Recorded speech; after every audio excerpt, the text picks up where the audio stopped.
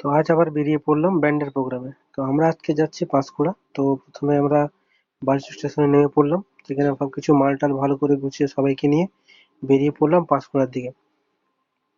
তো তারপরে আমরা চলে গেলাম বালুচি স্টেশন, তারপরে উঠে পড়লাম ট্রেনে। তো ট্রেনে আজকে মারাত্মক ভিড় ছিল, তোমরা দেখতে পাচ্ছ। তো আমাদের প্রোগ্রাম কেমন হলো তোমরা দেখতে থাকো।